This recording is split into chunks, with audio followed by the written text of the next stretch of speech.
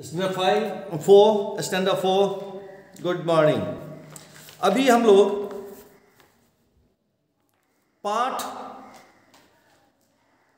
11 यानी कि क्रिया वर्तमान काल लट लकार, क्रिया वर्तमान काल लट लकार यानी प्रेजेंट टेंस को जानेंगे।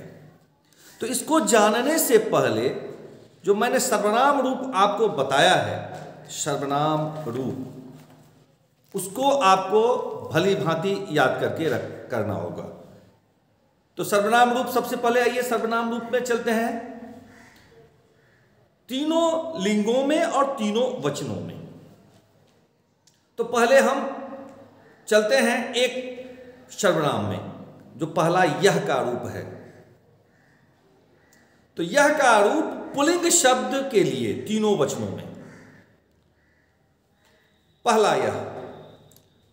तो पहला यह में आता है पुल्लिंग में अयम एक वचन में, द्विवचन में ईमो और बहुवचन में ईमे। ये पहला यह का रूप हुआ।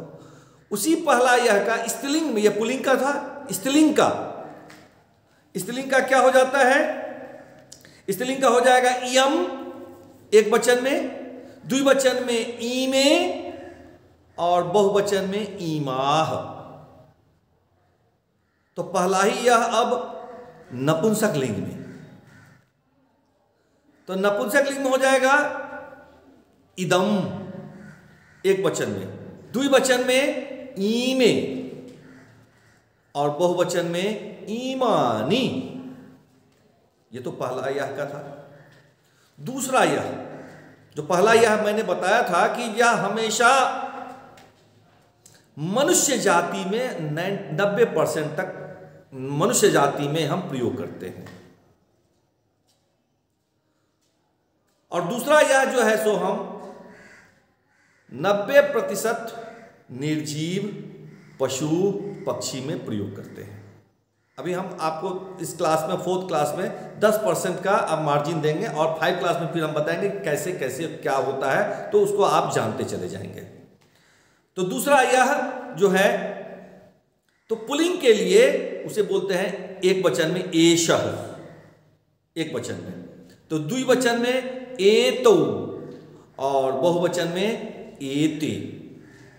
अब स्त्रीलिंग की बारी, स्त्रीलिंग का एक वचन में, दूसरा यह के लिए तो एषा बन जाएगा। पुल्लिंग में था एषः एक वचन में, तो स्त्रीलिंग में बन जाएगा एक वचन में एषा। द्विवचन में एते और बहुवचन में एताह बन जाएगा।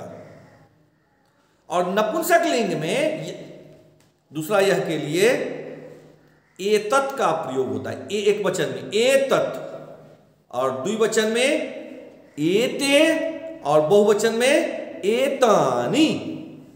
ये तो यह का रूप था। अब आता है वह के लिए पुल्लिंग में एक वचन में। तो पुल्लिंग में एक वचन में सह होता है, द्विवचन में तौ होता है और बहुवचन में ते होता है। और स्त्रीलिंग के लिए एक वचन में सा होता है, द्विवचन में ते होता है और बहुवचन में ताह होता है। तो में आ की मात्रा और विसर्ग ताह। और नपुंसक लिंग में एक वचन में तत्, द्विवचन में ते, बहुवचन में तानी, तत् ते तानी। और अंत में बचा कौन और क्या का रूप। तो कौन जो होता है पुल्लिंग और स्त्रीलिंग में होता है, लेकिन क्या जो होता है वह नपुंसक लिंग में होता है। लेकिन संस्कृत में अलग से इसके लिए शब्द नहीं है। जो पुल्लिंग में जो कौन का होगा वही क्या का भी होगा। हिंदी में कौन और क्या दो अलग अलग शब्द हैं। जैसे हम इसके बारे में, ये डस्टर है, डस्टर के बारे में बताएं कि इसके बारे में पूछें यह क्या है, ये इसके लिए सटीक शब्द होगा क्या। कौन हम नहीं बोल सकते, वह हमेशा मनुष्य जाति में ही प्रयोग होता है। क्या निर्जीव। तो आइए, तो पुल्लिंग में कौन क्या के बारे में चलते हैं। पहले कौन होता है पुल्लिंग और स्त्रीलिंग में कौन होगा, तो उसके बारे में बात करते हैं। संस्कृत में एक वचन में कह, पुल्लिंग का। एक वचन में कौन के लिए कह, द्विवचन में कौ और बहुवचन में के। स्त्रीलिंग में एक वचन में का, द्विवचन में के और बहुवचन में काह। नपुंसक लिंग में, क्योंकि नपुंसक लिंग में वो आप कौन के बदले क्या हो जाएगा, लेकिन संस्कृत में वही एक ही शब्द होता है, किम हो जाएगा नपुंसक लिंग में। किम एक वचन में, द्विवचन में के और बहुवचन में कानी का प्रयोग है, किम के कानी। ये जो 36 ठो, यानी मैंने पहला यह का रूप से जो बोला, ये 36 ठो जो वर्ड है आपको मस्तिष्क में याद करके रखना होगा, जिसका हिंदी रूपांतरण भी रखना होगा। क्योंकि एक वचन में यह का रूप यदि अयम बोलते हैं तो यह का रूप एक के लिए होता है, यह होता है। और द्विवचन में बात यदि करेंगे, अयम के बाद में ईमो कहेंगे तो वह पुल्लिंग का ये दो शब्द हो जाएगा, ये दो पुल्लिंग के लिए। और ईमे जब ये बात करेंगे तो पुल्लिंग का वह बहुवचन हो जाएगा, ये सब या ये सभी, इस तरह से। इसके बाद में हम आपको इस बारे में बात करें कि ये जो हम लोगों ने क्रिया, जो अभी जो मैंने चैप्टर जो क्रिया वर्तमान काल जो बताया, जिसमें तीनों पुरुष होते हैं, तो आइए पहले हम समझते हैं पुल्लिंग, स्त्रीलिंग और नपुंसक लिंग में क्रिया के रूप एक समान रहते हैं। क्रिया के रूप एक समान रहते हैं, लेकिन काल कौन सा काल, मतलब समय, वर्तमान काल, भूतकाल आदि के अनुसार क्रिया के रूप बदलते चले जाते हैं। अभी मैं लट लकार यानी कि वर्तमान काल के बता रहा हूं। तो वर्तमान काल में क्रिया का रूप क्या है, तो मैंने प्रत्यय बताया है, अस्ति, अस्तः, संति, असि, अस्थ, अस्थ, अश्मि, अश्वः, अश्म। लेकिन उसी में मैं वर्तमान काल में जाऊंगा तो उसका रूप दूसरा हो जाएगा। वो अभी आपको जानने की जरूरत नहीं है। अभी आप वर्तमान काल के बारे में यानी प्रेजेंट टेंस के बारे में ही जानें। 5 क्लास से हम प्रेजेंट टेंस भी जानेंगे और पास्ट टेंस यानी कि लट भी जानेंगे। तो जैसे लट लकार बोलते हैं वर्तमान काल को संस्कृत में, तो पास्ट टेंस को यानी कि भूतकाल को लंग लकार बोलते हैं, तो उसका प्रत्यय अलग हो जाएगा। तो वही चीज कर रहा है कि वर्तमान काल, भूतकाल आदि के अनुसार क्रिया के रूप बदलते हैं।